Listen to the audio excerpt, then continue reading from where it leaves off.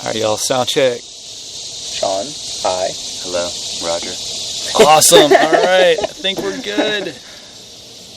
Alright, so FaceKick Friends Volume 3. Yeah. We finally got Sean Foster on the show. After months of begging and pleading. It's not that special, I promise. But Sean swears he's not that special, but no one tells a better story. Yep. Alright, and so today... Sean is a jack of all trades. He does a lot of things. And a master of a few of them, too, honestly. Yeah. Absolutely. And today we have Colombian coffee from Colombia, y'all. Thanks, Doc. Thank you, Mr. Yeah. Sean. Sean Daugherty, we love you so much. Our second guest. Yes. Alright, so, the reveal. Woo. Smells delicious. Mm-hmm. Oh, wow.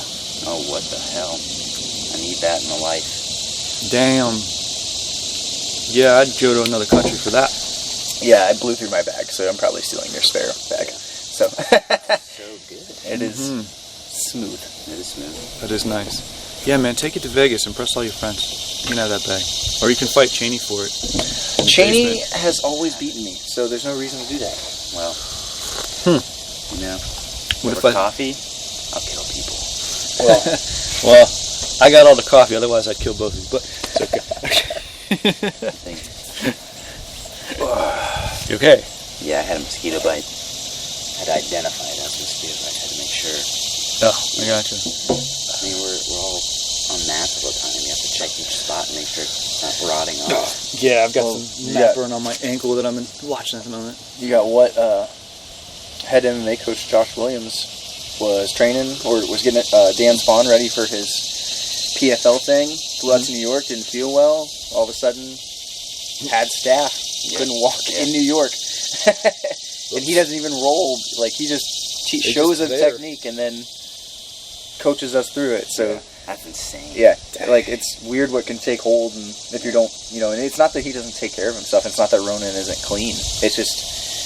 It's a weird kind of it's a weird kind of combination of things that can really make it happen. Yeah. So, long story short, take a shower. Take a shower. Wash your immediately. Immediately take a shower. Wash yourself off. Don't be like, oh, I'll get it after this motorcycle ride. That's the thing that makes me so irate. Yeah, we're gonna go bar hop and just ride motorcycles. Like, no, did you use the shower? No, don't come back. Bye. See ya. Get the fuck out. Years and years ago, I was up in New York. We were training. This is back in the year 2000. I hadn't gone to high school yet. I was in kindergarten. I was 20. I was 20 and in the prime of my, just beginning to, my ass-kicking odyssey of back when Taekwondo still hit people. Yeah. We're up in New York at Peter Barato's school. And, we're country. We're just, we didn't bring shoes. We didn't bring clothes. Nothing. We didn't know this shit. And so we're after, and it's like everyone trains middle of the fucking night. So it's 2 o'clock in the morning and we're getting done. And we're like, let's go get some food. Let's do something. Everyone's like, you bring shoes? We're like, no. Like, shit, we can't go out then. And then this one dude goes, what, we're going out? I can't go out with sweaty balls. You have to, you gotta take a shower first. Yeah. That's a real thing. And it's a real thing. It's uncomfortable. I'm like, okay. You get rashes. Yeah, it's not fun. So that's what I think of when you have to shower after class. Yeah, that's why, I think if you're a civilized gym in this day and age, you should have a fucking shower. Yeah, it shouldn't look like a storage closet converted into a shower. It should look like an actual shower. Put some bath tile. Subway tile's cheap, man. Yeah. And it's timeless. Yeah. Everybody uses Subway tile right now. Yeah. Or a bath fit of that thing or something, man. Anything. Yeah. The drain can't just be a hole in the ground surrounded by dirt. Yeah. Yeah. Kenny, you remember when we trained in that barn for a hot second? Yeah. You told me about the barn, man. There were wasps everywhere. There were wasps everywhere. And then it was just unlocked. And Cheney would come in, and Stevie D-Law and I had been in there since 3. And we were so hot, we were just down to our compression shorts grappling, and Cheney's like, I'm leaving. Yeah. That was insane. The place was cool, though. That place was He was really cool, man. Super cool. Yeah. It was a neat little thing, but it was more for a really hard comp camp. It was not going to sustain as a gym. No. The parking alone, if it was wet, you people were getting cars stuck. Yeah, it was like gravel and like just grass road. Yeah, it was just not sustainable for like any type of legitimate program or anything. Like we had what, 42? Yeah, we had a lot of people like coming in and out of there. Like for holy crap. half of it, more than half of it was like, you know, filled up with stuff, like whatever, you know, it's just things and stuff. And then like the other half was like the matted area, right? It was like really kind of old school, like like you said, like it'd be really good for like a training camp if you like go there, like camp out in the woods, feel cool. and, like, you know what I mean, like, Rocky. Just like go and like carry like logs and shit, like it'd be great for that, but like not sustainable.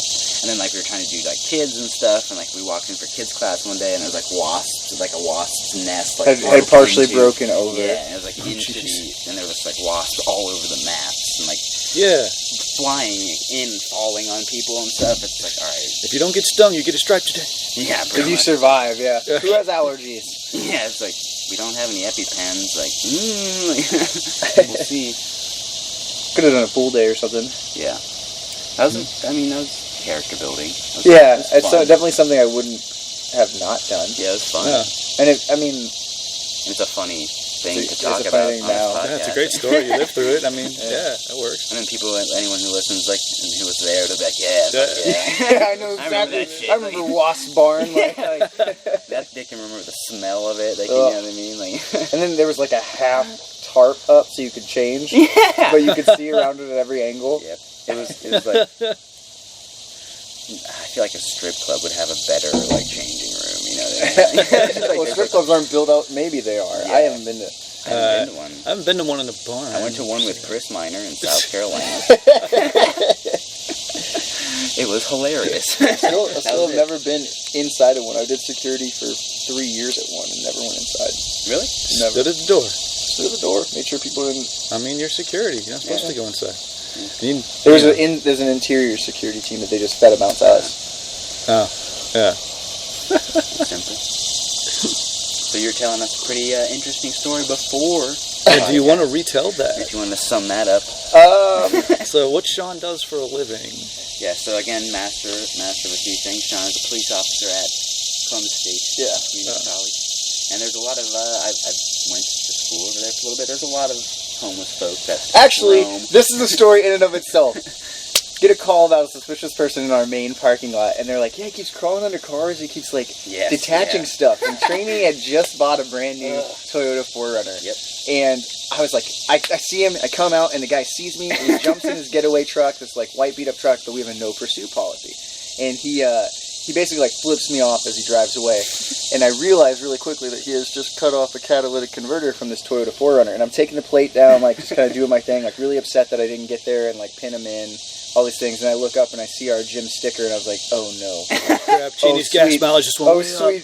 Oh sweet Jesus, no. And then so I'm like, what was my unit number at the time?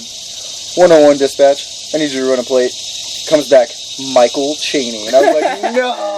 I was like, where is he? Gave me his room number, and I had to come be like, bang, bang, bang. Sean comes knocking on the classroom, and I'm like, what the fuck? He's in his full uniform, and like people start looking, because he like, points at me, and like he's like signals me out, and it's like urgently, and everyone looks back at me, and I'm just like, oh shit, like, what can this He found out. Oh, he knows. So Cheney comes out, and he's like flexing out, like you can tell he's like in fight or flight mode, and I'm like, hey bud, I totally let you down today. Yeah. they totally cut off your catalytic converter and drove away. I think I still had like the tag. Like, yeah, you still had the temp tag on it. Oh, so then, I had to drive that thing to my dad's work out of Easton. So I'm downtown, so I have to go to Easton, and it sounds like there's a fucking bear in my back. Whatever, you totally sound like Vin Diesel for a second. It was great. I loved it, but like your gas mileage went up 15 miles a gallon right but there. Then my dad slapped a pipe on the bitch, and it was fine. Yeah, good. Yeah, there's no inspection in Ohio. You're fine. Yeah, fine. So the story that you're in reference to, it was on the news. A homeless guy got into the female locker room and videotaped a female professor in the shower. And he left, and it's actually kind of a really good thing. I also I work 6 days a week at Columbia State. Half the time I'm in uniform as a police officer, the other half I run a free and open to the public self-defense program. It's jiu-jitsu based, but there's judo, wrestling, Muay Thai, MMA in it. And I run it with two of my best friends. And so this guy, the instructor saw him, she screamed, he ran outside, we ran into this classroom, and one of our students chased him over like 6 blocks, like through construction, through like a couple parking lots into oncoming traffic before she finally lost him.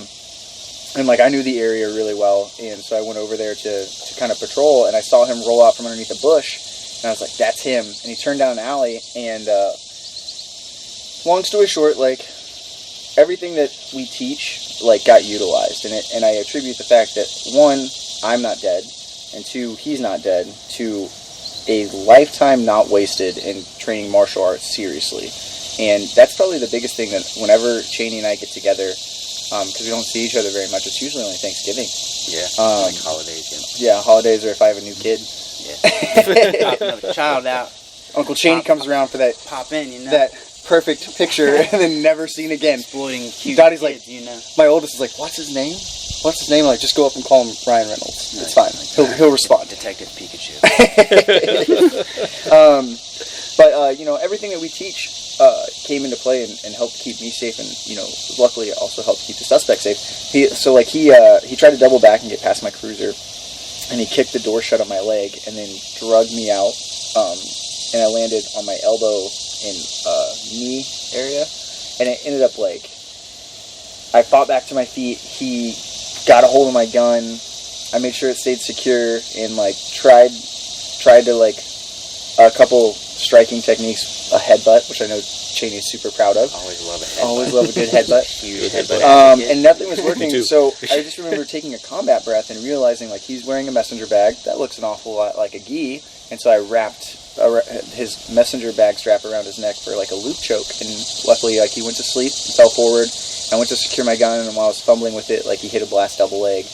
And then we continued to fight. I hit a big hip toss. And then when we landed on the ground, like I was in a superior position, but it just goes to show you like it's something that like I really like can't be said enough. Like he did not want to lose. And so like I'm in full mount, high S mount, like in jiu-jitsu, in judo, whatever, like it's a pin, like I'm about to finish you, and he still managed to get my vest up over my head and get my gun again. Which again, gotta start playing hockey. Not panicking or anything like that, and attributing it. Sometimes you just have to go off a feel. Like I hit like a really nice arm drag and like punched through for like a rear naked choke or a vascular neck restraint, and like was able to successfully apply it and get him to sleep and under control. And thankfully, like there's no like real lasting damage outside of like. Another big thing that I'm really big about is like submitting the stigma. Like you should be able to talk about things that scare you or that have happened. Like there's some PTSD there. There's like I've always been scared going to calls, but now like it's like because that's really if you look statistically, I think it's some crazy high number, like 80% of nuisance calls are what kill cops. Suspicious person. I heard a noise. I need to get into my car. I need a tire change. Like those nuisance calls that cops are like, ugh. God, I can't believe, and they go at a lower threat level than they should. Like they're not realizing, especially in this day and age, ambushing cops is a thing. Yeah. Ganging up on cops is a thing, and you don't know. Like they have set the stage, and it's kind of like that triangle that you have to worry about. Like there's you, there's your predator, and then there's an opportunity. And what a lot of people, Coach Jason from Columbia State Self-Defense says a lot is like you probably stood next to a really depraved individual at the grocery store, but they just never had the opportunity to do anything. Yeah. And it goes into what a lot of we talk about, like dispelling your fight or flight response. When somebody gets scared, you want to hide. Well, now you're isolating yourself from the public. You should, if you want to hide in plain sight with the public. Don't isolate yourself by trying to duck down an alley, into a stairwell, in between cars. I remember I talked to some lady and she was like, I thought I hid real well underneath a car, and he grabbed me and drugged me out. Well, you're alone, and you've isolated yourself. You're kind of just like sticking out of something. It kind of looks weird and grab you. Yeah, and it's just something that we really try to get people to. We try not to be doom and gloom, but like you need to realize, especially if you're going to Columbia State, you're surrounded on all 4 sides by ghetto, and 2 or 3 giant homeless shelters. So like it's you're in downtown Columbus, and I've worked really hard. Like when I started 7 years ago at Columbia State, we were like 20% crime rate, and we've dropped it down to below 7. And like, it's something that I'm very proud of, and everybody's like, oh, how's it feel being a campus cop? Well, it's a bunch of boring, like about every 3 to 4 months, it's boring, and then something huge pops off. And like, you have to be ready. And so the way I've always kind of viewed it is like, we're an insurance policy. Like, you pay for your insurance every year, you don't expect your money back, right? Yeah. But like, when something bad happens, like, I have to go. Yeah. And it's something that not what you do every day, it's what you're willing to do that one time. Months. Yeah. and you know, it was scary, but like, the PTSD of it has really been like, again, just the reaffirmation of like, I haven't wasted my life in martial arts. And that's something that I was always worried about. Cheney can tell you, like, because I didn't start fighting until I joined Cheney's gym, and Cheney actually got me ready for my first fight. And I remember telling him, I was like, man, I'm only doing this because I want to make sure I didn't, like, waste my life. And then went out there and, like, won in, like, a minute. Mm-hmm. And then got addicted, and now still do it. That's how it is. Yeah. Just saying, current Honor FC 155 champion. So. You know what's up. Finally. So many things. Yeah, I mean, that's like, being like on the stage is such like a high volume area. It's a lot of different people coming through. Yeah. Something's gonna happen. Like, being in the surrounding area. Well, and all the construction, all that exposed copper right now, that's been our biggest nuisance right now. People sneaking in there and taking tools and things like that. Yeah. Well, people don't think about that kind of shit. I grew up in a college town, so I understand that. That was my environment for 10 years. I know what can happen in between the spaces, because I was around it all the time. So it's almost normal to me. Like, oh, homeless dude in a locker room. Okay. Yeah, okay. Well, and it's, whatever, so beat him up. It's something that, like, to, like, bring it around, people are like, oh, well, why don't you just take him to jail? Well, one, the federal courts changed it. Like, we're an open campus, so everyone's allowed to be there. Like, that homeless person's allowed to be in that bathroom. And, like, basic human decency, like, it's hot outside, or it's cold outside. And, like, it's hard to walk that line of, like, you shouldn't be here versus it's, like, negative 32 outside. And the last time I took you to jail and you kicked your shoes off, you have no feet from frostbite. Like, they've been amputated. Yeah. So, like, it's kind of trying to find, like, a happy medium where, like, you can morally look yourself in the face, but you're still doing your job. But then you have guys like this, like, 22 convictions for voyeurism. I mean, he spent less than 6 months in jail, and he's already out on the street doing the same thing with a really nice camera, like a Nikon, like. And he's coming at you like that. Yeah, I mean, that dude's tough. Yeah, like shit. But it never really. But that just goes to show you, like, the last time I arrested him, easy peasy. Like, it was nothing. Like, he just complied the whole time. Like, there's nothing big. What do you think changed? Maybe that girl chasing him. Maybe he was just still hopped up. It's probably just hopped up. I mean, between filming Hot Chick in the shower and then just being chased, he was like all like through the roof, hormone wise. Yeah, and it's something that I don't know. I'm hoping that it stimulates a change, at least maybe in law enforcement culture, to, like, really take your training seriously. Because I would hope, because like you're kind of like you guys keep saying, like when you're a police officer, people want you to be a jack of all trades. And the two things I've always lived by is, like, people either never want to see you, or when they do see you, you weren't there fast enough. Yeah. Right. Yeah. And so, like, it's what we try, and, like, we just got, actually, they're doing an article for us on 614. The writer came and took part in our class, and she asked a question. And the big thing is like, when something bad happens, you call the cops. But then, like, on campus, if I am hauling ass, the fastest I can be there is probably 2 minutes. And to reiterate, a cage fight at amateur level, 1 round is 3 minutes long. And I have been, and my camps are like 6 weeks long. And I train every day for a minimum of 4 hours. You've been there, you've seen it. Like, you know what's up. After every first round, I'm like, yeah, you're pushing hard. Coach, I didn't train hard enough. I should have ran more. I had been running. Yeah, you'd been doing plenty. Yeah.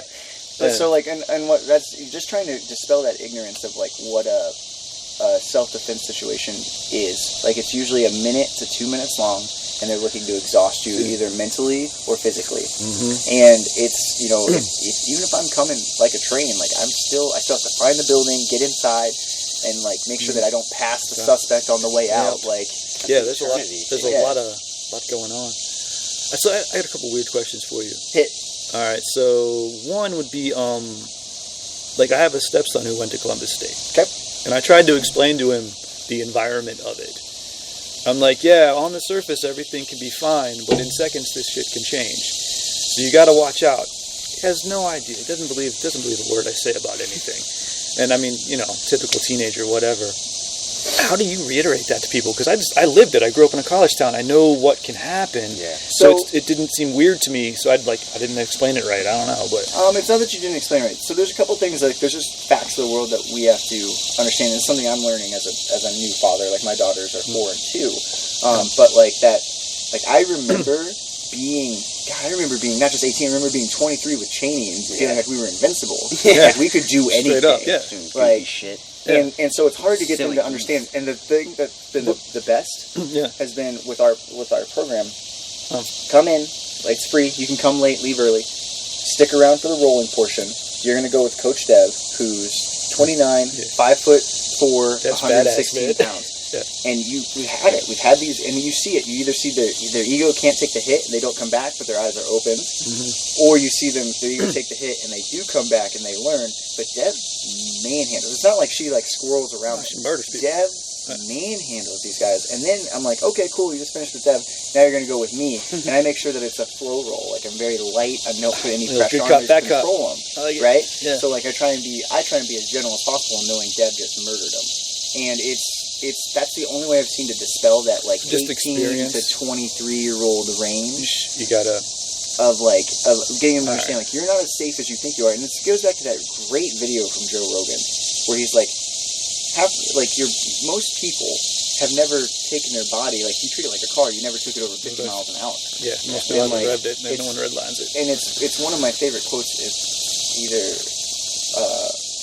Socrates, or they're like it's every man's right to like, or duty to understand how great their body is. Yeah. It's something along those lines. Aristotle. Yeah. And I just butchered that saying, but like it's a real thing. Like I didn't discover what my body was capable of until 25, 26. Oh wow. And like I took my diet seriously. I started lifting weights. I started training seriously like every day, and like really came into my own. And I just remember that it helped me turn the corner as an adult and realize like, okay, like this is what it's supposed to be. Like that whole like hunting and running from saber-toothed tigers thing. Like that's what you want to be. Like, but like, why do you think people ignore that now? Because they're comfortable. It's hard. It's easy to be comfortable, man. Yeah. I blow off lifting all the time. I know. Because I don't like it. Jerk. I'm trying to get you to lift forever. Because I don't like it. I'd rather be rolling. So it's an experience thing. So shit hasn't changed. When I was a kid, we'd have people come in, and I was always the smallest person in the room. And my coach would have me just beat people up. Get after that guy. Okay. Hurt him a little bit. Okay. Take it. And I was always that person to prove to you that, here, you're going to get jacked by the little guy. Got to come in more. So what it does works. It works, yeah. And that's like, and it's just nothing's changed. And like you said earlier, like it's all cyclical. Like it all comes back around. I know I am glad to see like some things have fallen to the wayside. Like you no longer have to do the gauntlet when you get your belt promotions or anything like that. Yeah. Or ours, the gang mentality of sort getting choked out, dude. That was the dumb shit. That was a cult. The cult mentality has started to go away. Well, I think it's one of the good things about social media, exposing like fake black belts and confronting them. We've been talking about that, but talking about that a lot. And like I think that it is I don't think that there's anything better that you can do than help people like not go to a bullshit school. Yeah. And there's just so many of them. There's one right now that just popped up that I want to go. Man. I wanted to call you so bad and and send you like that picture that we used to have of that unicorn showing up in a school bus. It's like, get in, we're gonna do some weird shit. But I think it's called Columbus Self-Defense. It's up in Westerville, but there's no pictures. It's this little brick building, looks like maybe 20 by 30 brick building. Weird. Like it's tiny, but it says Columbus. But if you go to their Facebook page and you read their reviews, like it's straight up, it sounds like the cult that we came from. And I'm just like, what is happening? Like I want to be like, hey, Cheney, let's ride. We gotta see what's up. That's funny. But funky. And it's always like coming from something that, like, you know, like we did a little bit. It's always concerning to see it elsewhere and be like, oh, that's it doesn't go away, man. Like, yeah, well, and that's another one. Like, we have people come in there like, I did this class for one time, and I just know I can handle myself. Like, cool. Yeah, that's nice. That's what I love. Like, we have a Red Man suit, and I'm trying to get that new Spartan gear suit, which looks a little bit more mobile. Oh yeah. But like, I'm like, all you have to do is get out that door behind me. You can do whatever you want to me. The only thing I'm going to do, I'm not even going to hit you. I'm just going to grab a hold of you and sag. Mm-hmm. And within like 30 seconds, they're exhausted. They can't get off the ground. Brooke gets a lot of like lessons of people like, oh, my daughter wants to train an hour of self-defense before they go off to college. Yeah. So they're, you know, it's like, that that does not work that way. Like, well, that's the. We've talked about this before, as far as education goes, of memorize it for a test, get an A, you know it. Right. Kind of shit. And people think that applies to physical ability. I think that doesn't apply to anything, period. Yeah. But they're like, oh, but I learned it. I'm like, no. Dude, I remember the first time walking into Columbus MMA with Jackson. And I thought I knew how to shrimp, and then Cheney showed me like Berimbolo, and I was like, what is that? And the next 2 months was just us with our butts on the walls, inverting, so we could learn how to Berimbolo. That's the first thing you taught me. Yeah. You gotta wake that wall drill. He was like, I need you to be a panda. And I was like, Panda Style. Hold yourself. Be like the fortune cookie. And, but like, it's, and like, I still like, it, and that's, I don't know, fundamental movements, even that deteriorates. Like, I would say that I'm a pretty advanced level grappler, and if I don't train something basic, there's like a rust at times. Depreciate, like, man. It's just you miss that timing, the edges. Well, I mean, it's, you know, if you're homunculus in your brain, it has like usually like 3 layers to it as far as your body map goes, and it sort of works as you kind of penetrate the layers. But if you don't practice something, that literally there's a chunk of your brain that will atrophy, as far as what's associated with that part of the body and that plane of movement and how you move, that will atrophy, literally, if you don't reinforce it. Well, so that's why it goes away. And that's what I've noticed that, because I tend to go on these peaks and plateaus, and so like I realize when I'm plateauing in something, I'll switch to something else. And my big switch is usually MMA, and then I'll switch to jiu-jitsu, and then I'll switch back to MMA. And the thing that I've noticed is, like, when I've done jiu-jitsu, like right now I'm in my jiu-jitsu cycle. Like, I'm going to Worlds, and I've only been doing jiu-jitsu, and I've been really ignoring MMA lately. But I already know it from experience. When I go back, my head is going to be, like, springboarded, because the first thing that atrophies for me is my head movement. I move great, like my hips and my shoulders move, but my head stays straight in the middle line, and it just gets tagged up. And I know it's going to be a really hard learning curve, because I'm no longer 23, I'm 31. And it's going to be like, it's going to be much harder to fix that. But thankfully we are training smarter with like giant boxing gloves to like help you just dial it back in, so you like knock that rust off, and then we cycle down to like the 4-ounce gloves. But then that's another thing. I'm really stoked to have been found martial arts at this time, when people are recognizing head trauma, recognizing recovery times, recognizing that you don't need hard sparring, you need technical like taps. Yeah, you found a good time. I just remember, could have been bad. It could have been, it could have been way worse. Like, especially watching some of the older fighters now, I'm just like, I'll show you some x-rays, guys. I started in the 90s. Yeah. And at the peak, like, Kung Fu movie stage. Everybody wanted to beat some ass. Well, no, like, where we learned how to train was from fucking training scenes in Kung Fu movies. Steven Seagal. Between Rocky and freaking Van Damme, and if you could get your hands on like the real cool shit from China, but like literally, like the internet wasn't a thing, and people just trained hard, and like we'd be like, you're not training until you puke. Okay, we train until we puke. Now the real training begins. Dude, we did that. And I mean, that was for the Arnold's camps. Long time. So dumb. That was my life until I was in my mid-20s. I mean, well into the early 2000s. And yeah, dude, no, it's dumb. Like, I didn't sleep for 13 years. I didn't sleep. I maybe 4 hours a night tops. Rest was, I'm too busy. Now I'm like, shit, man, I gotta get rest. Stop sleeping. I'm still that way though. Like, but I can't like rest because I do overstack my schedule. Well, I mean, that's why I didn't sleep, is I overstacked my schedule, but it wasn't a priority. That was the one thing I'm tossing. But it's different, too. You got kids. Like, this is before children. Like, now I have children, and, like, I'm There is fine. nothing you're going to accomplish other than a nap and maybe some laundry today. Yeah. Like, I mean, I started my laundry before this. We're good. But, yeah, it's a different level. You know, like, I tell people when they're about to have kids, add an hour to everything. And I mean, like, brushing your teeth, putting your socks on. Dude. Like, add an hour to everything. So before I met my wife, I was half an hour early, right? If I'm alone, like, I was here. Yeah, you were here. Like 10 minutes early, right? When I met my wife, we were right on time, right? Like, right on time.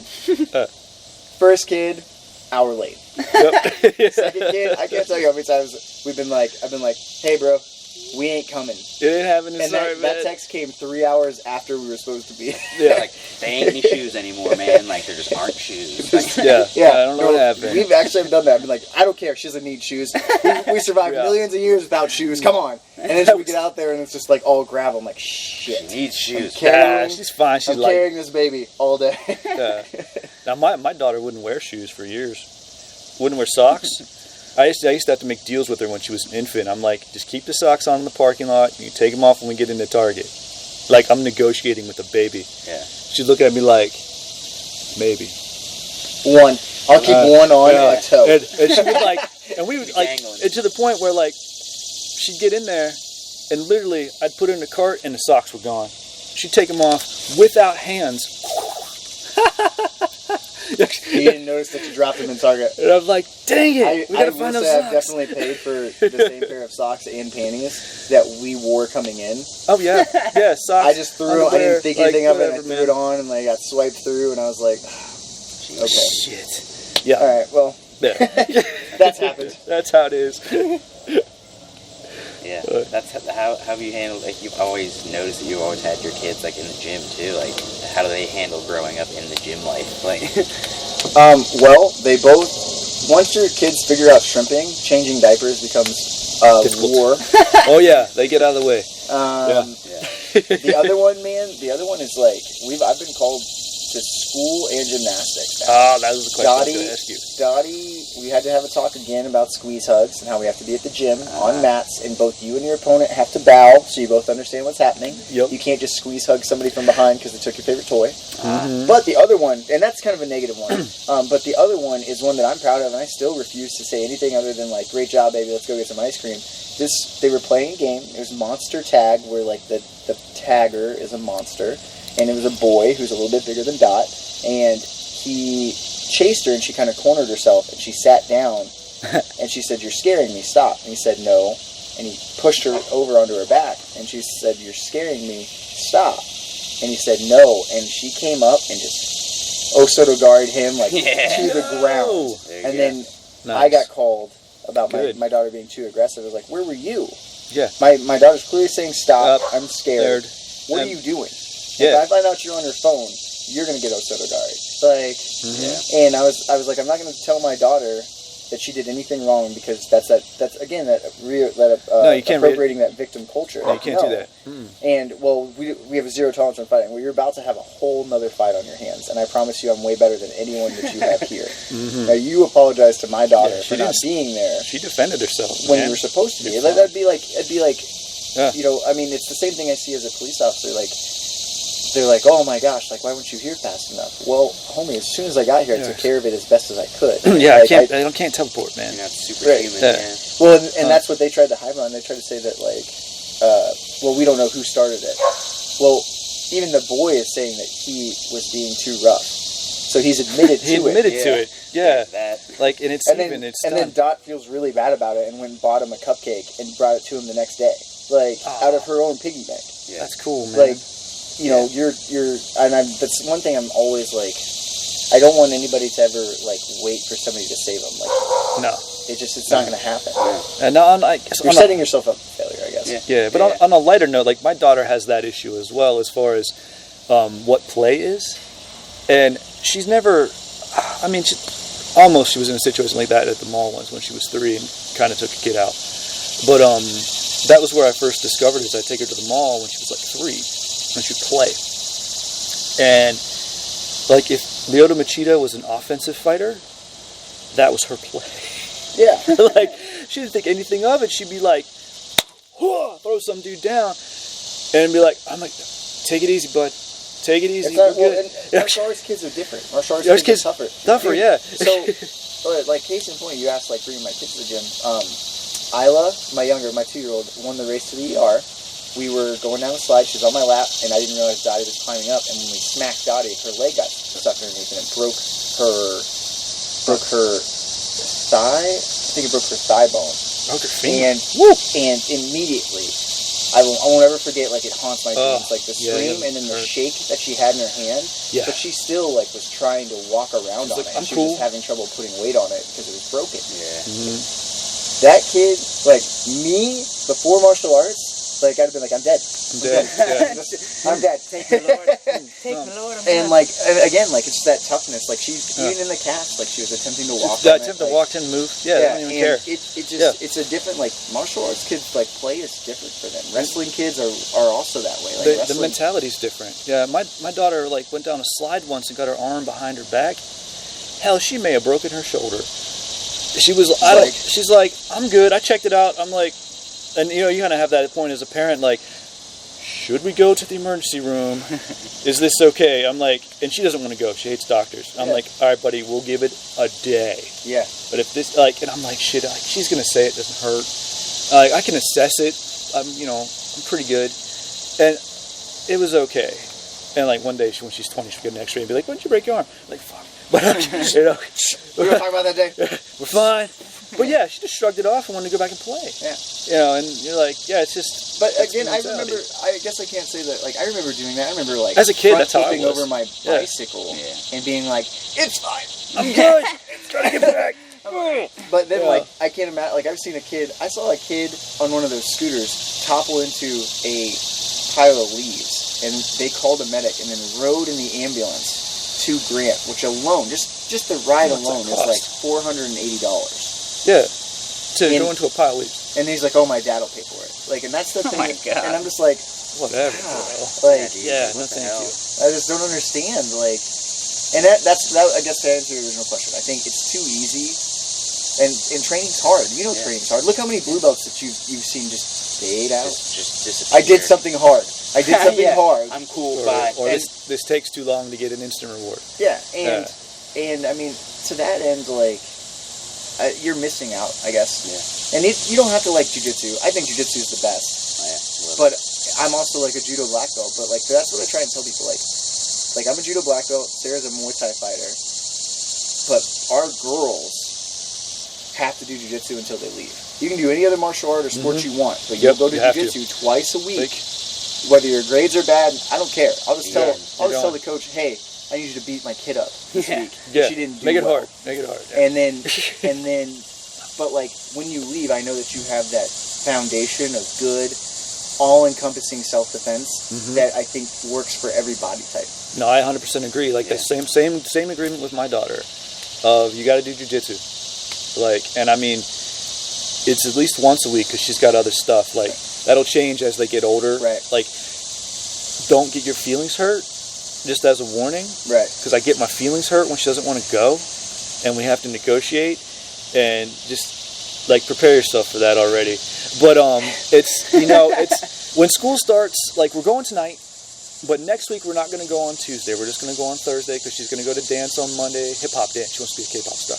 But and Tuesday we're going to the farmers market and we're going to skip class. I'm like, okay, it's fine, but as long as she goes. Yeah. And as long as it's a part of her life and it's normal.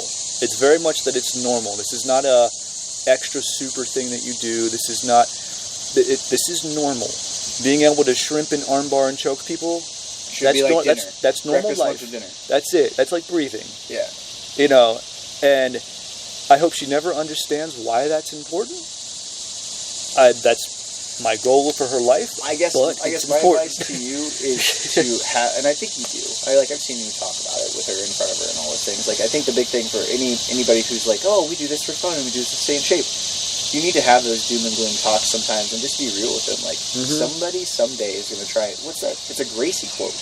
someday somebody's gonna try and take something from you, and you need to choke that motherfucker. Yeah. Like, Straight and, up. it Yeah. could be, it could be anything. It could be your stuff, could be your life, could be your body. Yeah. Like, depending on, especially with daughters. Like, like it's just something that like, like it's something my dad told me. He's like, you better never start a fight, but if you get in one, you better win, and I'll come take care of the rest. Yep.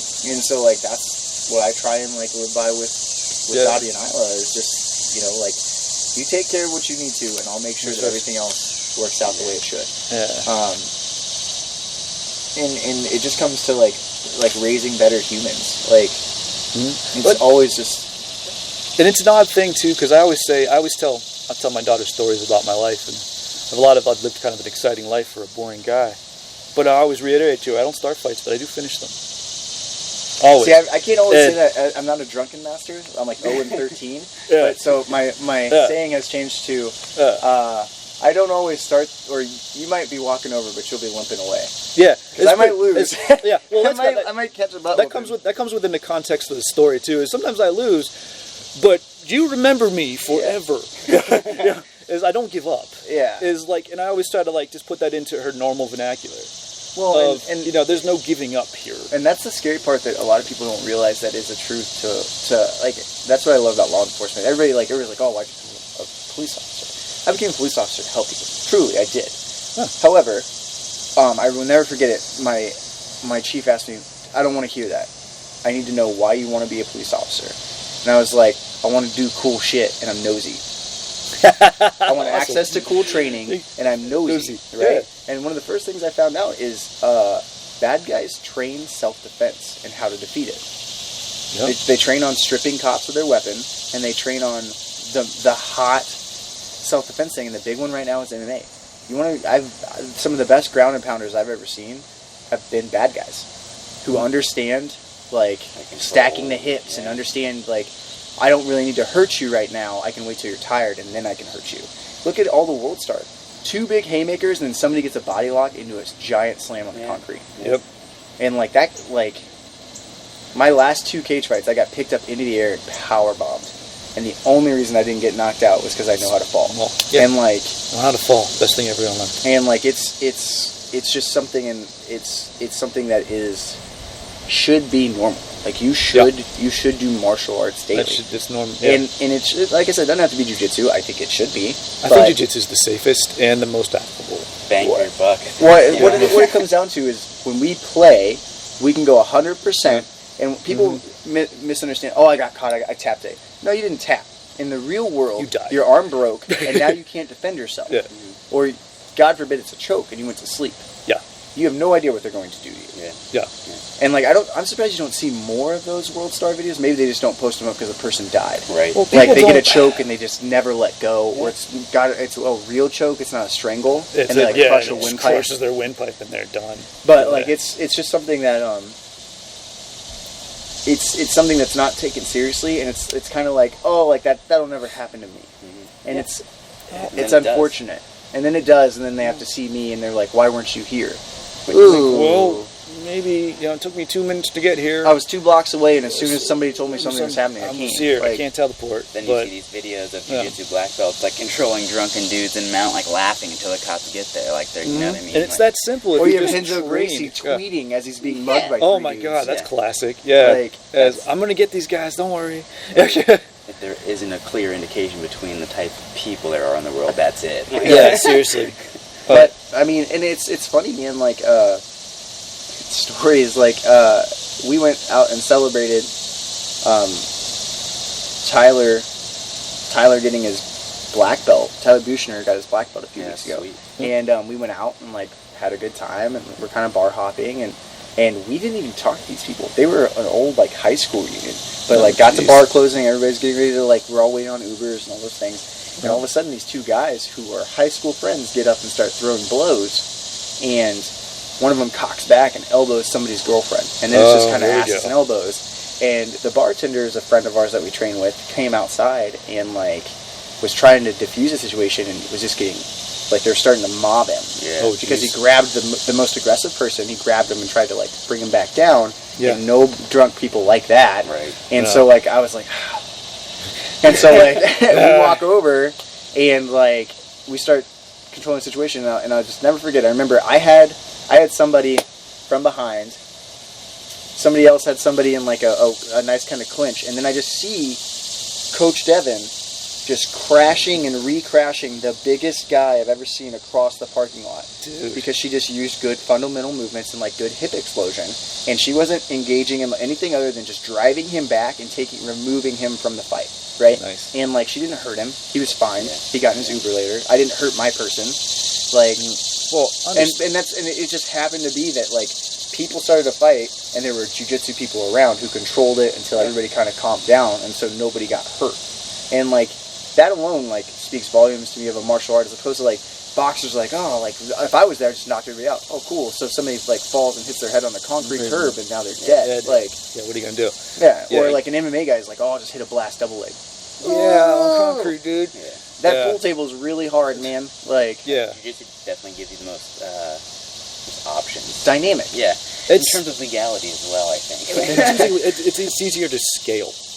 Yeah. Of striking. Escalate, de-escalate. If I'm going to kick somebody, you know, maybe their ribs break, maybe it just hurts. But if I'm going to arm drag somebody and then put them on the ground, that's a lot easier for me to control.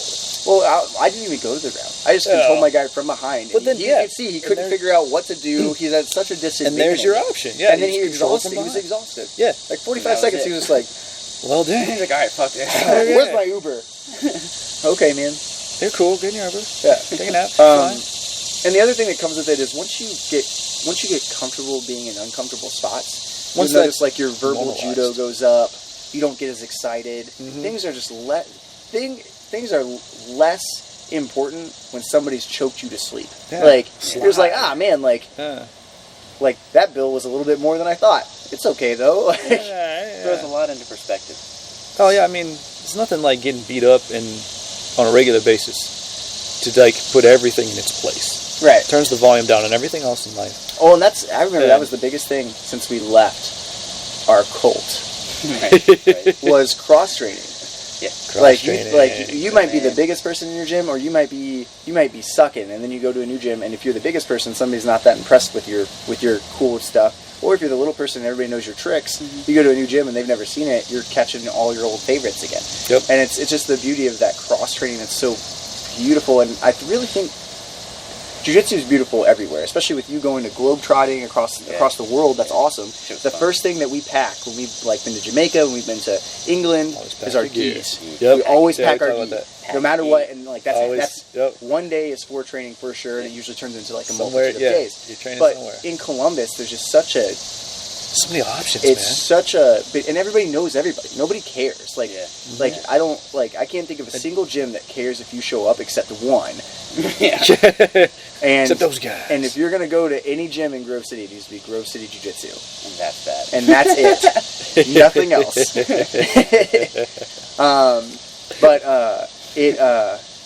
But that's what I think makes Columbus really cool. It's like, and if you want to see it, look no further than the Fight to Win pictures. People were about to try to choke each other unconscious, or like doing prom photos and like bench pressing each other, like secret handshakes. Yeah. I did Charlie's Angels. I think, it was I think dope. that spoke volumes of just, like the community, the jiu-jitsu community, like, and not even just Columbus, but like Ohio, you know? Yeah, like it's Toledo, Cincinnati, Cleveland. Yeah, that's a recent development, though, guys. Yeah, it's not. It's It kind of came through the past 10 years. That's really happened. Yeah. Before that, no. Yeah, it was very Everyone, Creole. all martial arts were like that, though, and that was the style versus style mentality. We were all cults going after each other's cults. Yeah. And that was a different deal. It was weird. I was one of the few gyms that we would travel, but we would only go to certain places. Yeah, You had your friends, and then the people that you just didn't associate with. But the thing was, if that broke down, if someone left their cult, like I was down one time training with some friends, and a dude that I knew from that school had left, and we were tight, we were good friends, and I saw him and went to say hi, and dude was like, nah. And I'm like, getting dragged out of this place, like, see ya. And he's like, alright. And, you know, that's kind of how it used to be. And now it's so much more open, and I think I think the as long as internet's you're helped not that. like, and- I always try and make sure that I don't wear a gi that has like gym patches. Yeah, was I trying to don't. let Yeah, you- I do that I too. try, and that's just a respect thing. Like you're not like I'm not. I like saved that for flashing other seminar people's stuff. day, you know what Yeah. I mean? Like not Yeah. necessarily tournament day or some shit. yeah Yeah. like yeah. I mean I don't know, like I'm all about like that whole you can learn from anybody and like every Yeah. gym is known for something. Like Yeah, every gym like everyone's got something. every good gym that you has can something that they're like, this is what we predominantly teach and this is what we're good at. And I just think it's a great, like at the end of the day, like I love my gym and I love my team and everything, but like I'm looking to get better everywhere. Like I'm not looking to be like the best here and only here. And if I can't get here, then I'm in trouble. Like I always assume that I'm going to get put in the worst possible spot. Yeah, so yeah, it's good to go and get other people's perspectives, even on stuff you already know. Yeah. And then like they just do it a little bit different or explain it a little bit different. You're Some like, of my best "This got friends are better." guys that I literally fought to the burger. Like we were both bleeding in the cage, and now we're like That's best friends. That's the best way to Like I make stay at friends, their man. house when I go and travel and beat people up. There's a respect. There's something you just love each other. Like it's weird. It's a weird thing. Yeah. And I love that you see it. You're starting to see it.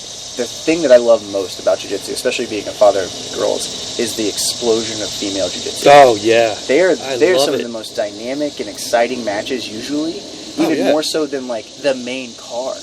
Like our teammates, Sarah Stump. Like we go way back with her. She's phenom. amazing. She's got her brown belt. Yeah, and I know, she's yeah. she's So I mean she is amazing. But like you have a ton of girls who are really kind of paving that way. And, Yeah, I mean and it's normal in jiu-jitsu. It's Yeah. not these are girls. It's just, Emily Kwok, still one of the most relevant, and she just found out she's pregnant.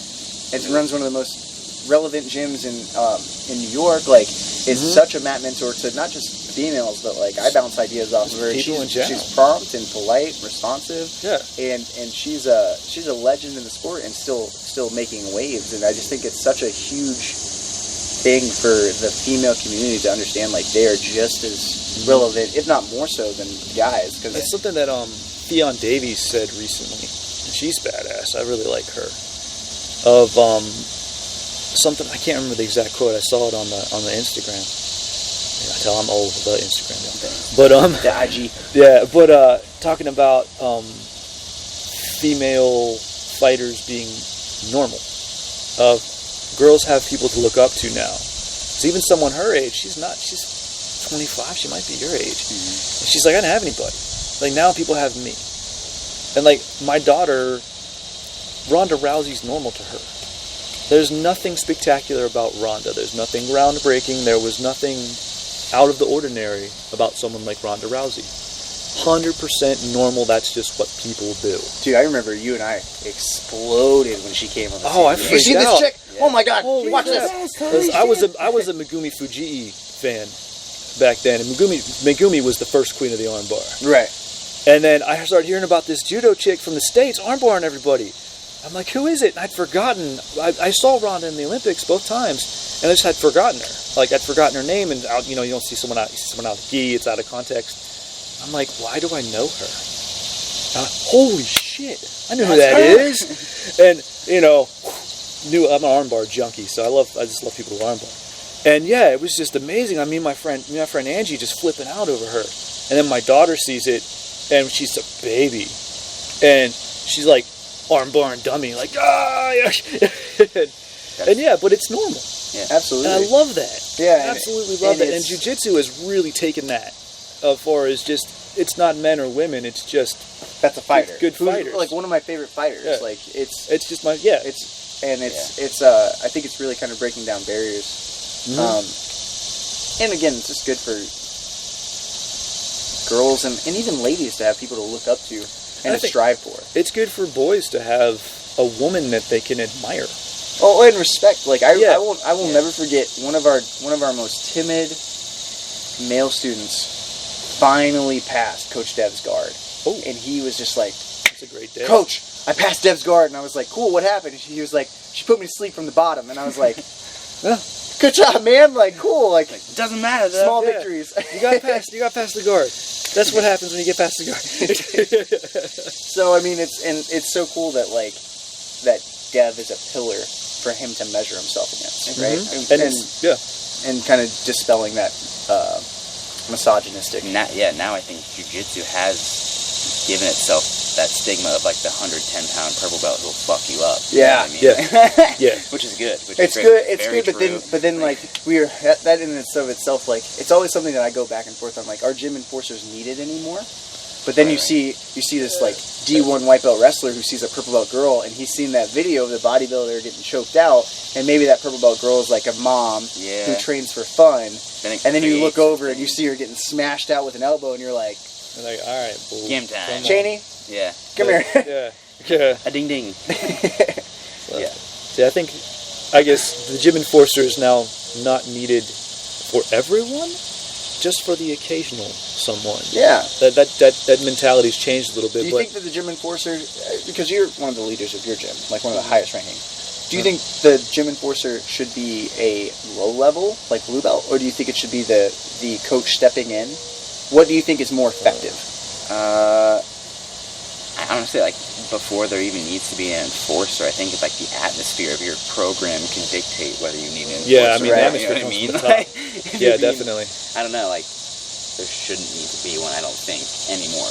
Like, I remember when that was shit, and, you know. That was the thing. Yeah. Well, I think I have a brand somewhere. From on me, like. I was gonna say from like an ownership Still there, of the school squid. perspective. You can see it. Oh, Yeah. yeah. But yeah.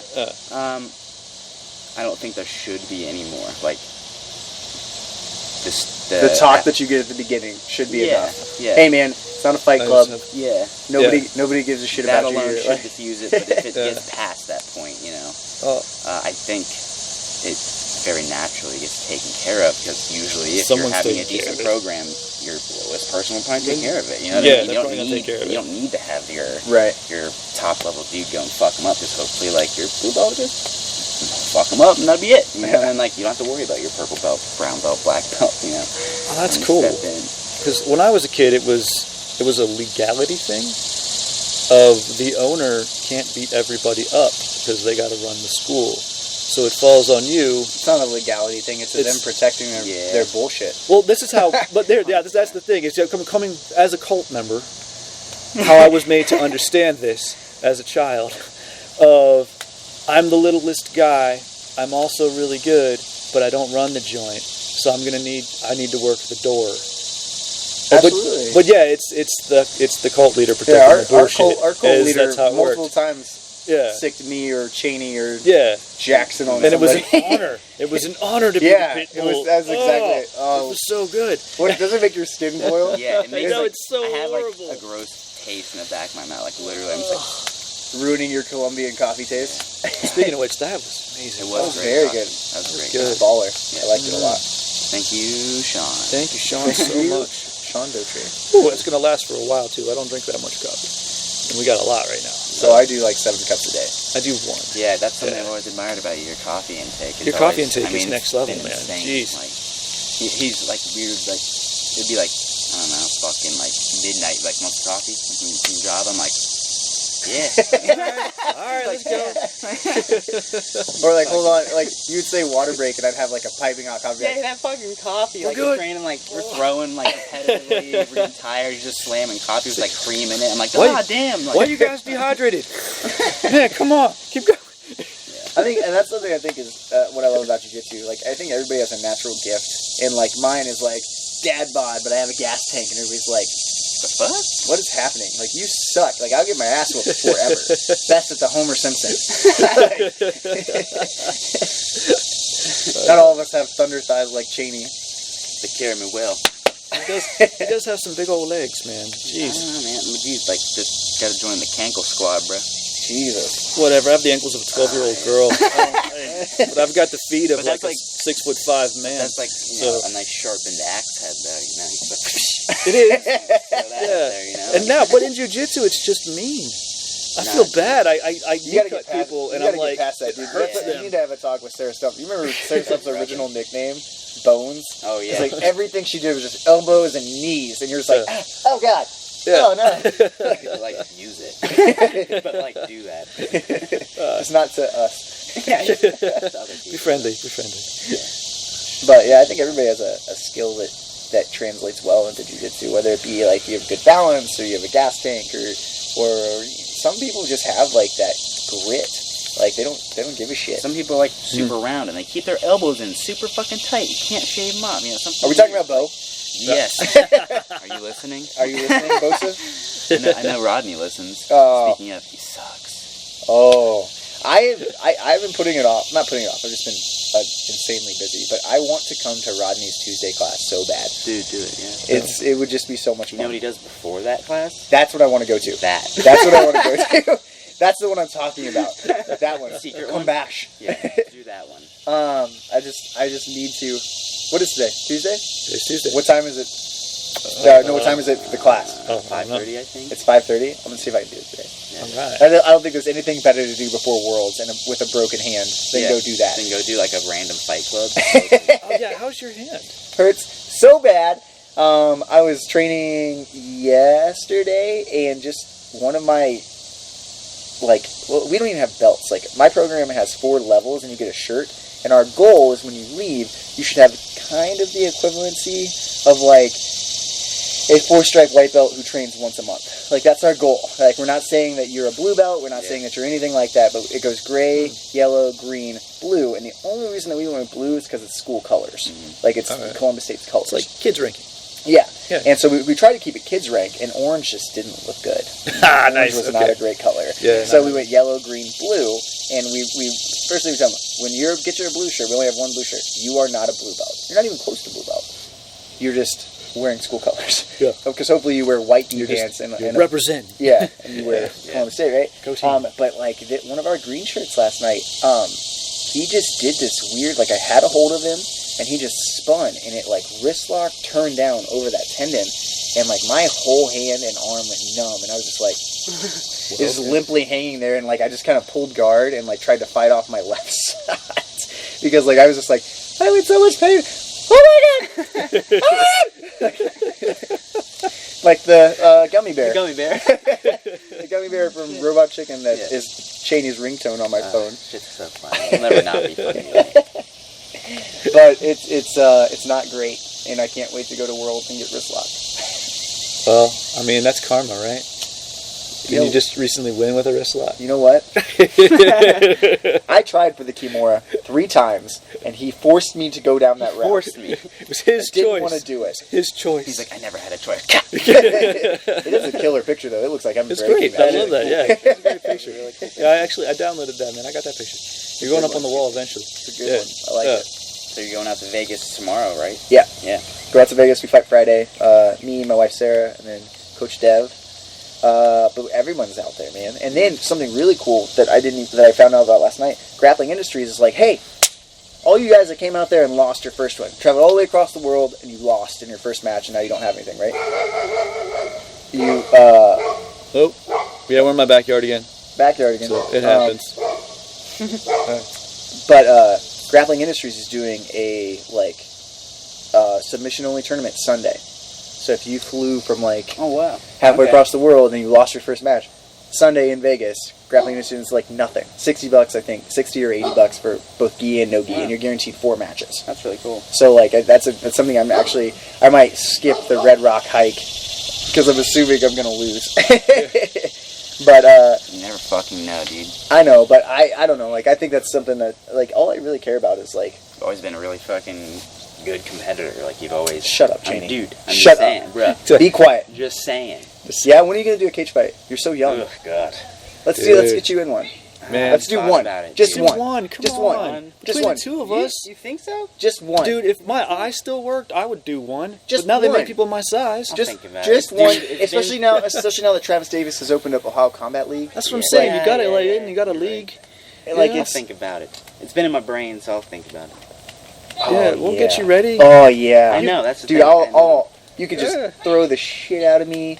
I'll be we'll be in your corner, get you all wrapped up. Yeah, like, come on, homie. I'll think about it. It'll be fun. Although, dude, I remember nice. your old fight camps and how whiny you were. Because, dude, I used to cut up so much. He's gotten a weight. little What do you walk better. around at now? I'm like 180 Huge. now. So you do 170, nice and easy. Yeah. And you're like the perfect size for it. Exactly. I used to cut tons of weight and do it poorly, so yeah, I'd be a piece of shit. You could do 185, but you're not really tall Fuck enough. that, nah. Not They're tall too enough. big, dude. Oh, I'll whatever, do man. You're there on the 170. legs. It's fun. Yeah. Dude, that's Or dude, that, or I'll just get my super jacked last up. my last 3 fights were against like 6 foot people. and I'm 155. Yeah. Like, when I turn pro, I'm gonna have to do 45, just so I can fight somebody and reach their face. You could just reach their stomach. I did that. My last loss was a fight before this last one. I remember that. Yeah. And I kicked that dude a minimum of 52 times. Really? And for every leg kick, he would blast my face. Also, interesting fact, that was in Pennsylvania. First time I ever fought out of state, other than Kentucky, the one time. And that fight was the one time I ever did 145. Never made it. In Kentucky, you get 3 pounds. I made 147. Jackson held me up, let go. They were like, 147, collapsed. The next day, I weighed in at 172 because I rehydrated and had to pay the $25 fine. Yeah. But that guy was 6'2" at 145. Jesus Christ. This last I feel one, like you just got a bad draw. this dude was he's a pro boxer, or no, he's an AMI boxer. Now he's pro, and he was a blue belt at the time, but he got his purple belt after. And for every leg kick I threw, Ethan Hayes would just like sit on his punches and blast me. And the night before, weighed in, everything was fine, like, haha, like, immediately started vomiting and shitting my brains out. Like, so usually, like I said, like, I weigh in at, like, 154, and then the next day I'm usually in, like, the 70s, because I, like, 2 gallons of water, like, rehydrate all that stuff. I weighed in at 154. Sarah showed up with her Zofran from her pregnancy 2 years prior, so I could stop vomiting, and I re-weighed in at 158. And then they're like, "You want to fight?" And I was like, "It's for a title. Let's do this." And I just remember after getting slammed at the end of the second round, I just remember checking my Power Ranger shorts and being like, "Please tell me I didn't shit myself." And it didn't? Cool. I'm winning this fight right now. Like, yep. Totally losing this fight, but I have won. I won. By not shitting just then, we win. But like, yeah, it's always been my draw. I always had like super tall people, and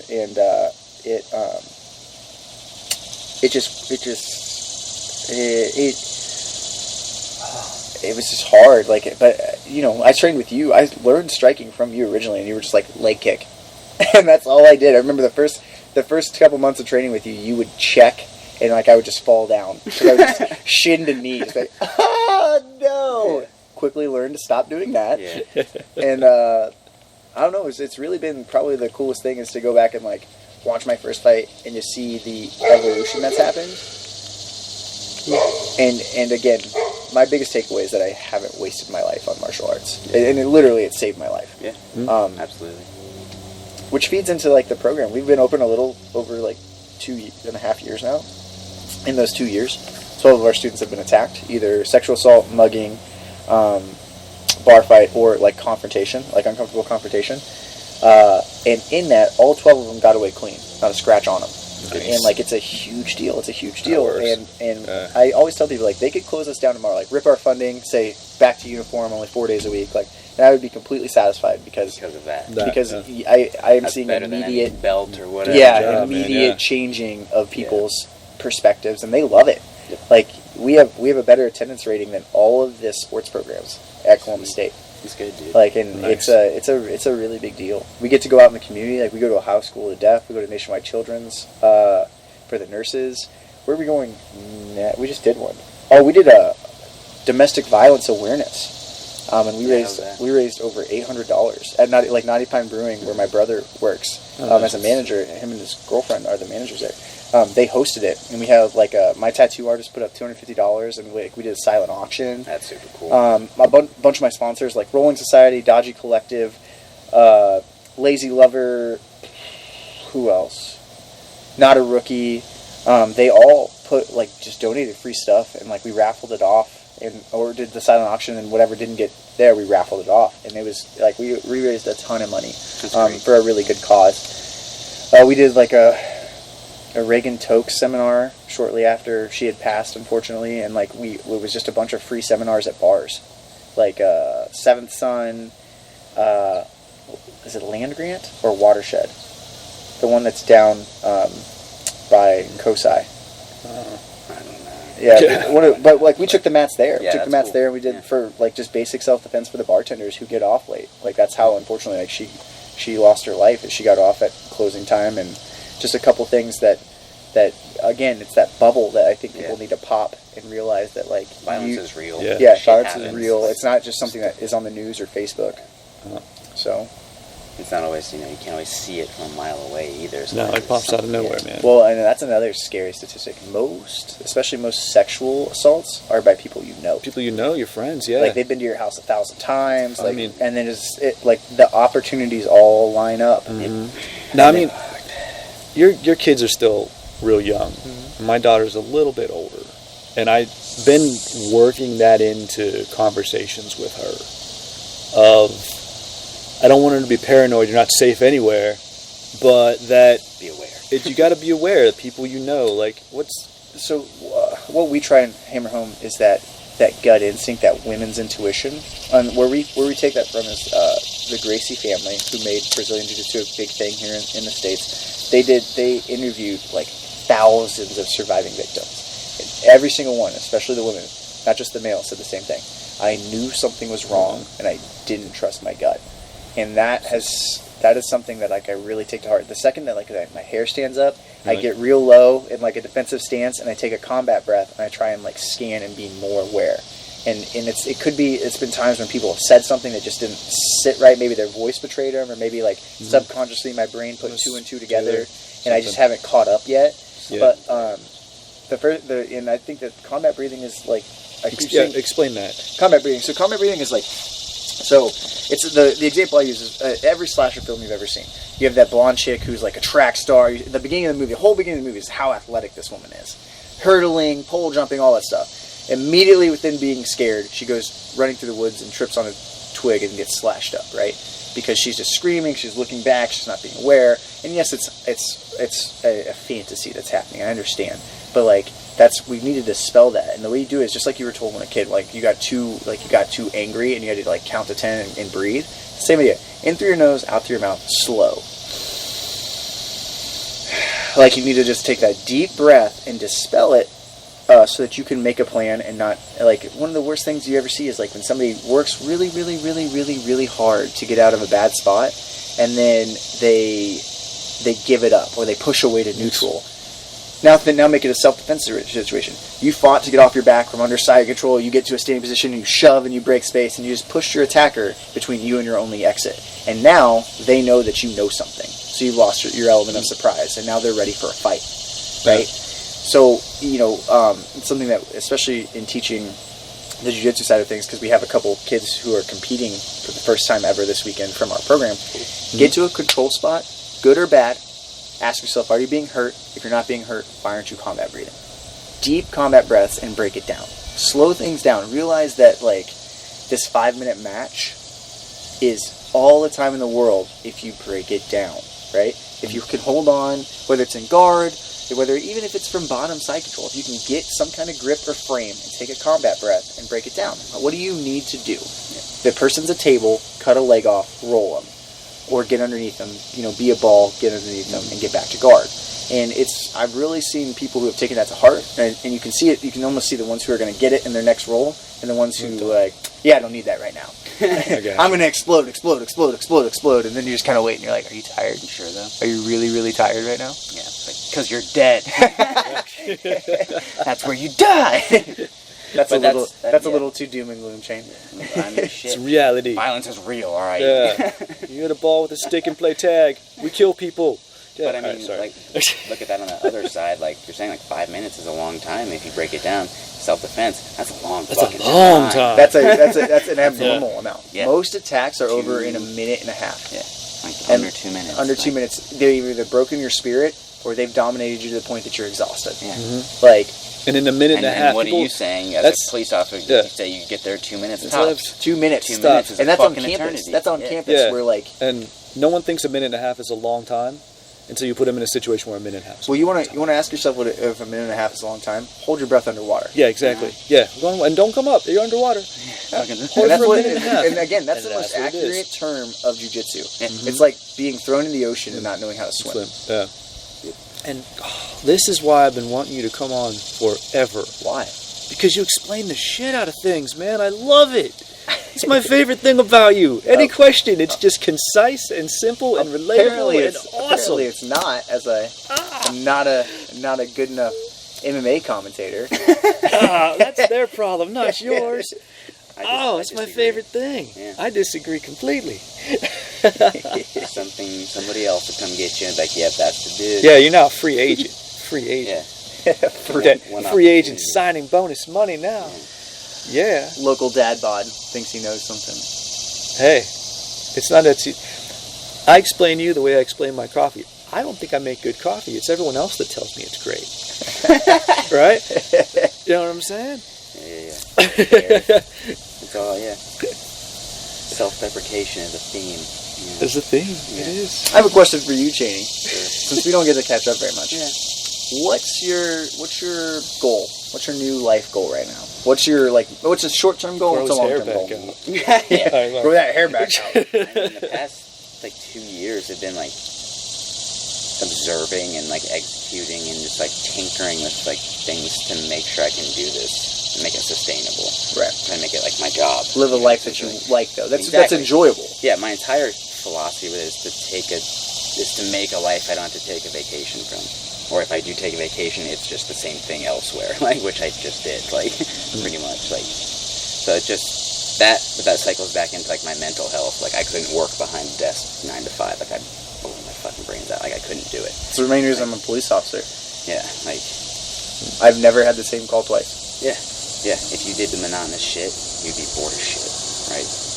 But I think it's jiu-jitsu and the other things and just the business behind that, and the business that's starting to be behind just self-defense, martial arts, all that stuff, fitness and all that stuff. That's sort of the back half of my other my business thing, I guess. I've just been learning that and observing that. So now I've been trying to execute that and make that practice, so that now I can go and compete and train and travel, do whatever I want. And so that feeds into my next question.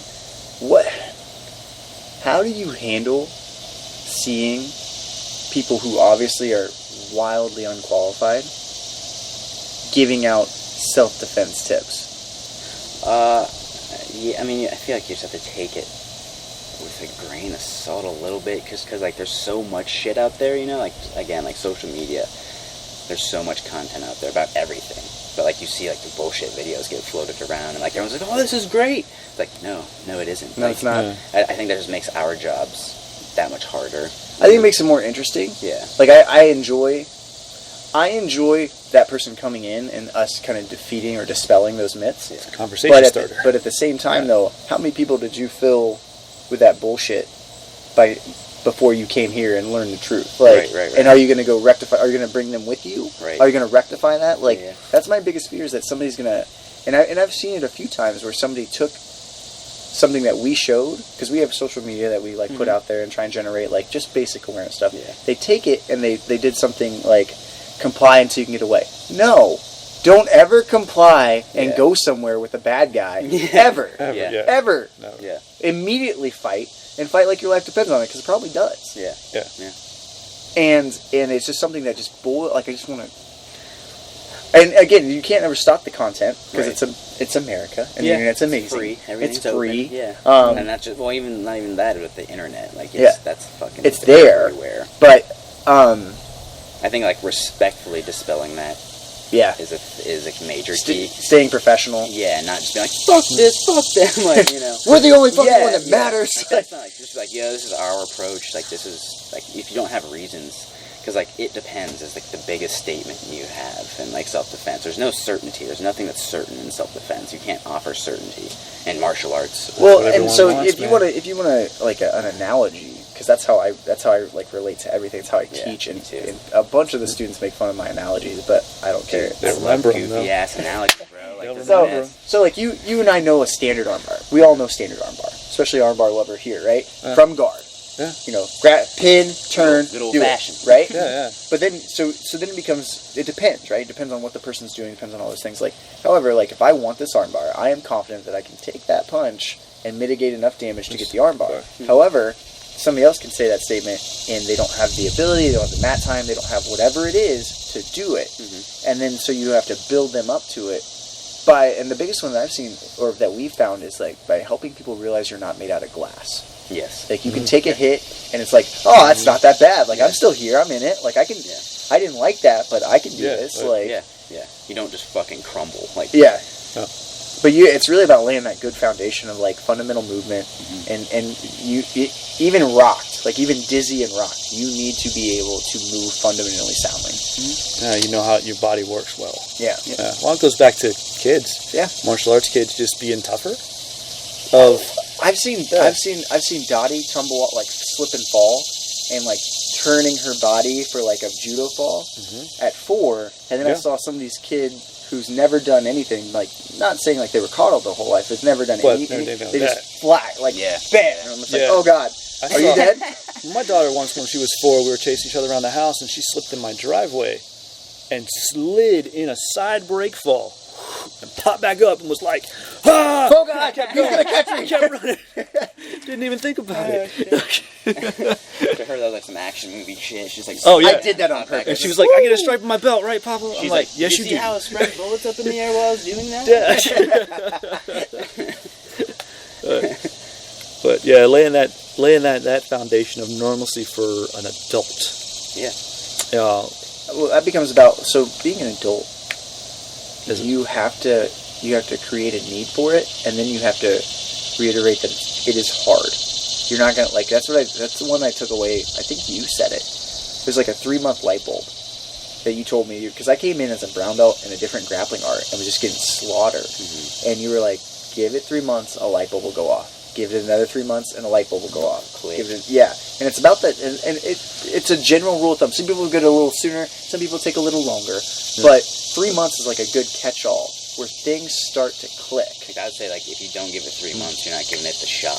Yeah, and it goes back to like that, like, diets don't take hold until like 3 or 4 weeks in, right? Like, yeah, you got to adjust to it. And if you've never done anything in your life, like, and it's probably the thing that I share the most is when I met Cheney at 23, I was 235 pound, like, tri-state judo champion. 235, like, Indiana, Ohio, and Kansas State champion in judo at brown belt. And then started training with Cheney, and all of a sudden, like, I think I started with you in November, and I did the Arnold that year at the end of February, beginning of March, and I weighed at 164. Woo! Just from consistent training and dieting. And then my wife went from 210 to, I think she got pregnant. She weighed in at like 156 for her first Muay Thai fight, and that was about a year after I had started. And so, like, and they didn't come from Muay Thai. It came from Jiu-Jitsu. Yeah. Muay Thai helped. Don't get me wrong. Muay Thai had helped. Yeah. But it was that constant core crunch, like the endless rounds. Like, I can roll way longer than I can spar. Because I can go 100%, and if I get in trouble, I can tap, and everything's fine. Whereas if I sparred at 100%, I can give you 2 rounds. That's 2 rounds. Yeah, that plus car wrecks. Yeah, it's a car wreck. Yes. That's the example I tell people all the time, like, why jiu-jitsu is fucking great. And like, feasible. Yeah. Like, we have sustainable. Well, we have a guy at my gym who lost his leg to a motorcycle accident and then just had a stroke. Yeah. And the way he's coming back from he's coming back is amazing. Is jiu-jitsu. Yeah. He's amazing. See? And it's just, it's amazing. And he still has one of the slickest half guard sweeps I've ever seen. And he's still slick. He can't even talk. Like, he's talking, he has to write it down. But he's like, he has to write stuff down, and he gets words wrong. He's like, oh, that's the wrong word. Let me get it. But then you do jiu-jitsu with him. Boom, boom, boom, boom. And I'm like, God damn it, Dave. Like, yeah, it's awesome. And it's just such a beautiful thing to see, like, those motor skills that he built. And that was even with losing a leg. Like, he still, like, is a force to be reckoned with. And those are his way back into what this stroke did, the damage that it did. Being able to roll is fixing all that other stuff. It's reconnecting mental dots. It's letting everything reconnect in a new way. But it gave him the doorway into being able to rehab, and it's in like a way that like people just don't get. Yeah, and unfortunately, it's not unfortunate. It's unfortunate where we came from. That this cult mentality, like, it's still all over Reddit. Like, what happened at our gym. But jiu-jitsu really is a cult, but it's almost like a good cult. Like, you go and train, like I go train someplace out of state in a different country. Immediately. And first question while you're showering. Where are we eating? Where are we drinking? Yeah.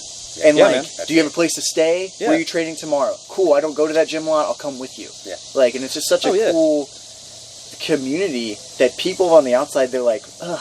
Didn't that man just sweat in your open mouth? Yeah. Yes, that's why we're friends. I feel amazing right now. It was supercharged. Yeah. But yeah, when I went to London and trained at Hodger Gracie's academy, And I'd been training for not even 2 years. I think, yeah, not even. I mean, you gifted me that third stripe just so I could do 2 classes. Yeah. And I was, just so I could do the intermediate class and the beginner class and get extra training.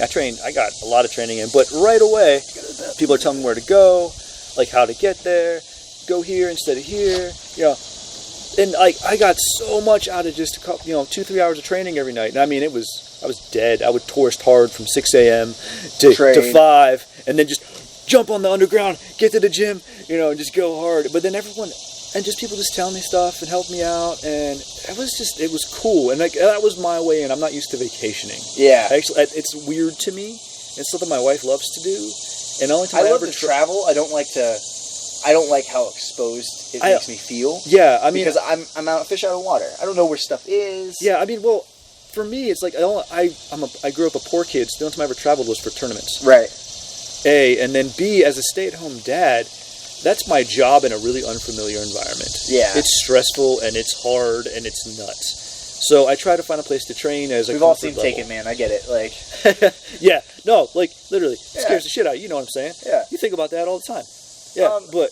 when we went to England, like, we did the tour thing, we went and trained. Yeah, you told me about some stuff in England. And then this dude, like, at the time, he had just won the previous year's European Open at cool. Purple Belt. That's a big And he was deal. like, you know what, guys? Like, I can't give you these directions. And I was like, oh, it's okay, man. He's like, I'll just drive you.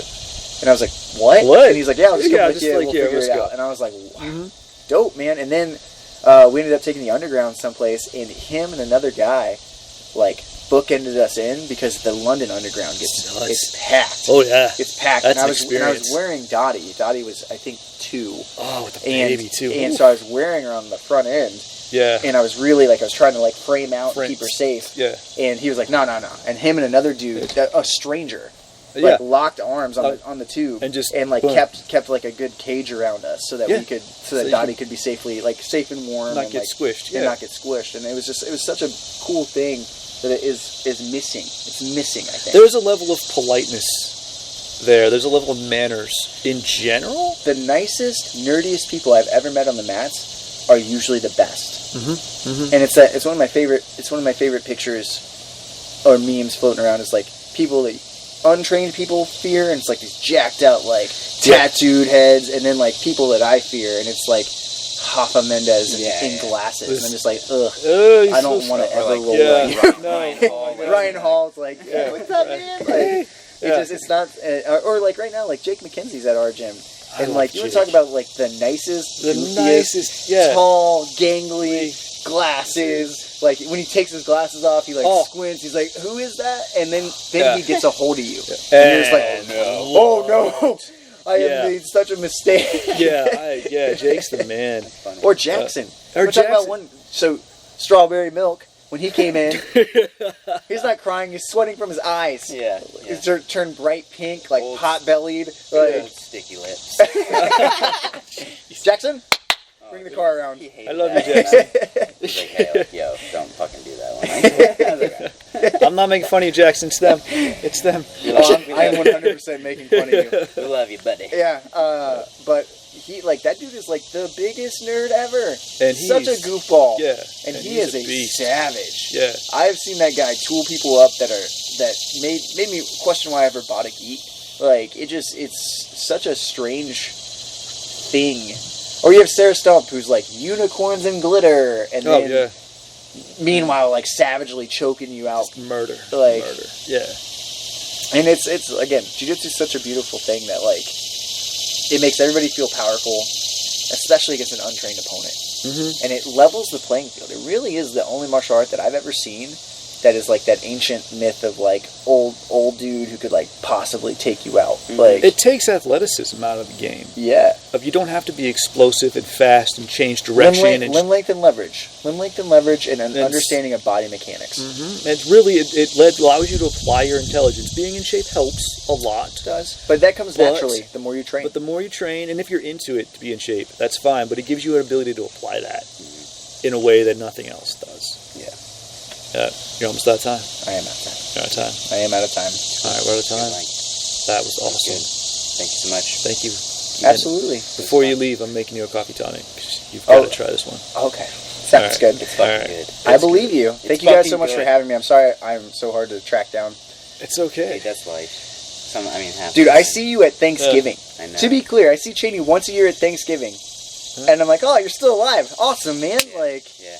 Well, Gotta I change mean- that. If I do a fight, I'll let you know. If I decide to do a fight, I'll call you. See more of me. we have mats in my basement. We can I've all been get hanging out together, with guys. fucking Chris too, and he's like, you know, so. Chris is taking off as a pro boxer, man. He's really doing good. Yeah, it's Which is something that I've always wanted to see. Oh, that's do the well. dude that was there on Sunday? Mhm. Okay. That's He's cool. That's who I've Yeah, yeah. always wanted to see, like, it break his way. Oh, hell yeah. He's put in the He's a most good- work. he's a nice Dude, dude. yeah, so consistent. Workhorse, like, he deserves all the good things that are hopefully coming for him. Yep. But yeah, like I said, I'm gonna finally actually take up Rodney on that class. Yeah, dude. Do it. So Alright. It's a good day for you. it would be a good day for me. Yeah. I'm sure my All right. wife is gonna be thrilled about me being like, "Hey, pack for Vegas, bye." See ya. Have a good train. Bye. Alright, guys. All right. That's fun. Keep your coffee regular, everybody. Back. Peace in.